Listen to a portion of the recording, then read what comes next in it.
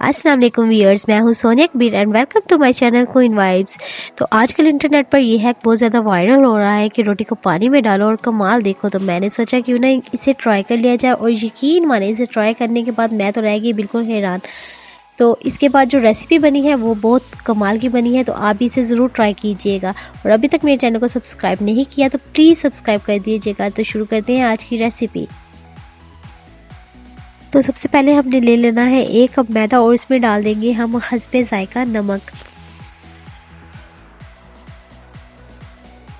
नमक डालने के बाद हमने इस मैदे को अच्छी तरह से गूंद लेना है, और पानी डालते हुए हमेशा ध्यान रखें कि पानी थोड़ा थोड़ा करके डालें, ताकि जो है आटा ना ज़्यादा पतला गूंदा जाए और ना ही ज़्यादा सख्त। तो इसको हमने नॉर्मल गूंद लेना है जिस तरह हम आटा गूंदते हैं।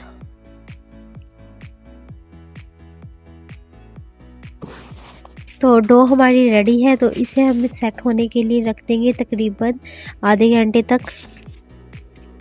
आधे घंटे सेट होने के बाद हमने इस डो के बना लेने हैं पेड़े।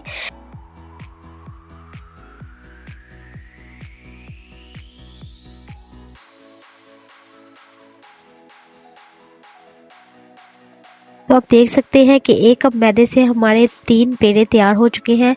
अभी हम इन्हें बेल लेंगे, और बेलते हुए हमने इसको बहुत ज़्यादा मोटा भी नहीं बेलना और बहुत ज़्यादा पतला भी नहीं रखना।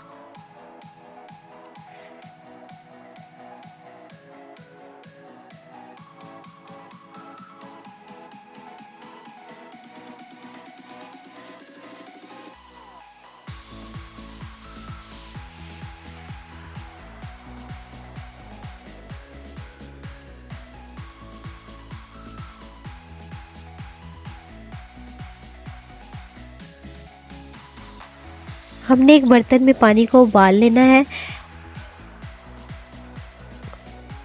और इसमें हम डालेंगे ये जो हमने रोटी बेली थी।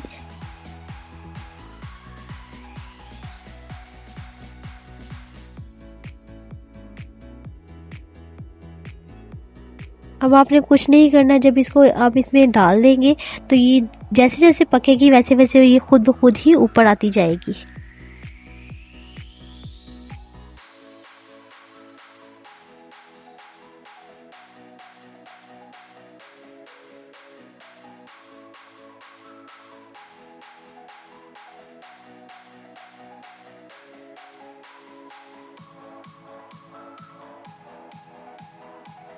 तो आप देख सकते हैं कि ये रोटी बनकर ऊपर आ चुकी है। इसका मतलब ये है कि ये रोटी बिल्कुल तैयार हो चुकी है। तो अब हम ले लेंगे एक प्लेट, और प्लेट को ग्रीस कर देंगे ऑयल से, ताकि जो है नीचे चिपके नहीं।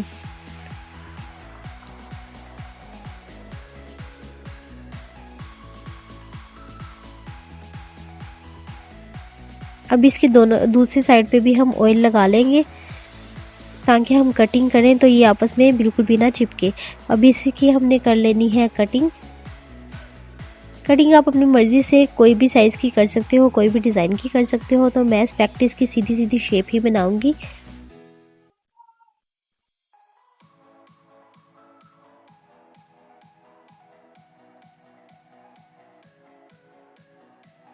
इसी तरह हमने बाकी रोटी भी बना के उसकी कटिंग कर लेनी है। अब हम ले लेंगे एक पैन और उसमें शामिल करेंगे ऑयल, और इसमें हम अपनी फ्रेंच फ्राइज़ को फ्राई कर लेंगे।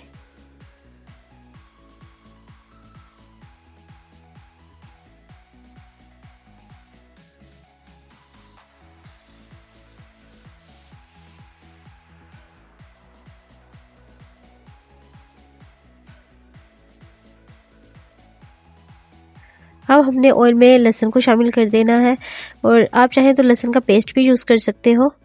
लहसुन को अच्छी तरह सौते करने के बाद हम इसमें शामिल कर देंगे प्याज को।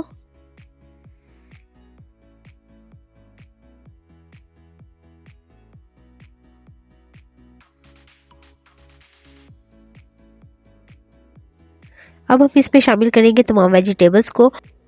मैं इसमें शामिल कर रही हूँ शिमला मिर्च और गाजरों को। अब इनको हम अच्छी तरह से पका लेंगे।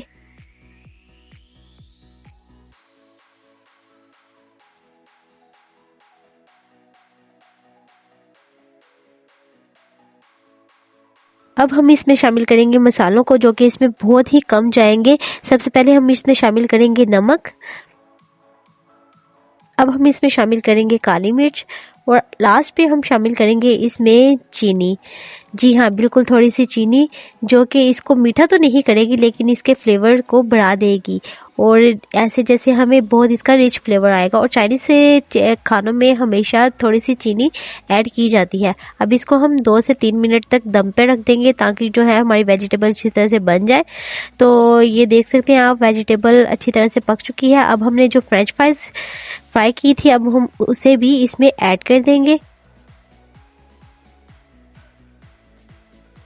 अब हम इसमें शामिल करेंगे चिली सॉस, थोड़ी सी सोया सॉस और इसमें जाएगा थोड़ा सा सिरका और हम इसमें शामिल करेंगे केचप।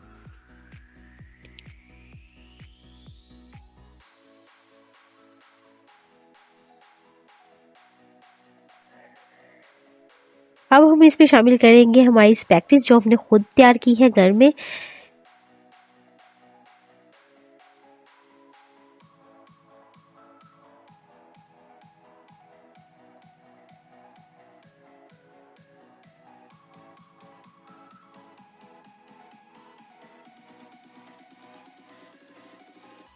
अच्छी तरह मिक्स करने के बाद हम इसको 2 मिनट तक दम पर रख देते हैं ताकि इसके तमाम फ्लेवर आपस में यकजा हो जाएं।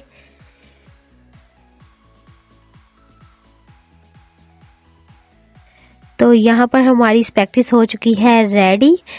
आप भी ज़रूर इसे ट्राई कीजिएगा। उम्मीद है आपको ये रेसिपी अच्छी लगेगी।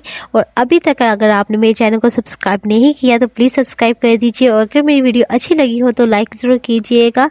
मिलते हैं आपसे अगली वीडियो में एक बहुत ही अमेजिंग रेसिपी के साथ। तब तक के लिए अल्लाह हाफिज़।